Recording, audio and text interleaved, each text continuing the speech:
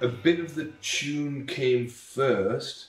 There was Nick had like on the keyboard as a dum dungy dum, dum dungy dum, this kind of thing that he'd been mucking about with. And I was like, oh, well, let's have a muck about with that, we'll play with that. And then we sort of worked on that and made it into a nice little melody.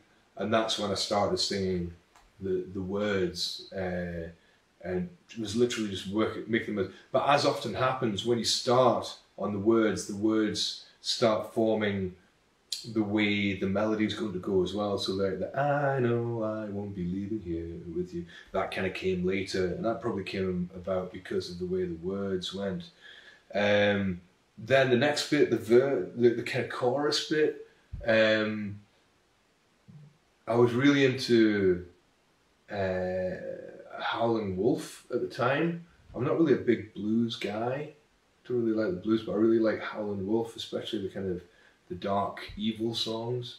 And he'd always do this thing, you know, where he'd play, the riff would go, and then he'd like sing to answer it. I always fancied doing a song like that. And I guess that's what I was trying to do with this. Like, so like, oh, like, let's get like, so I had this kind of like hook on the guitar, this thing that sounded cool to me. And then I was like, how can I sing that? And originally it was going to be like shorter, and then it'd be like a little hook and then an answer. And then it evolved to be what it is. But it is kind of doing that, you know, like you've got the guitar and then the vocal answers the guitar, really.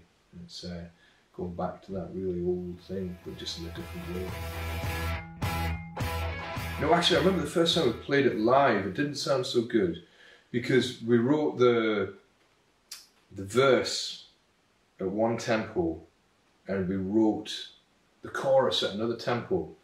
And the first few times we tried to play it live, if we played it at the right tempo for the verse, the chorus sounded too fast, and if we tried to play it at the right tempo for the chorus, then the verse sounded too slow. And then we were in the rehearsal room one day in Mary Hill in Glasgow, and I said, I've got an idea. Why don't we take all of the verses and put them at the beginning of the song, play them nice and fast, then slow down, and then play all the choruses a little bit slower. And we did that, and it sounded really good. We wanted to do the hits. We were all into this this idea of sports rock. We'd read some kid on the internet had been talking about his favourite group being Queen. And they were his favourite group because they played what he called sports rock. And this was a funny idea to us. And so we were trying to think of what one of the elements of sports rock was, being the least sporty people in the world.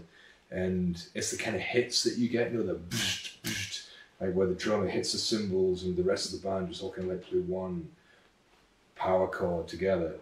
Like you get them in Queen all over the place. Like and like Flash Gordon's full of them. Eye of the Tiger as well. That's really about them. So we thought we'd stick some of them in there, and they sounded kind of funny. I remember there was an Italian. Somebody sent me an advert for watches in Italy. And they'd obviously asked for permission to use the song and had been refused. We must have knocked them back. And they'd got some of the musicians to do an approximation of it, which was so terrible, but very amusing.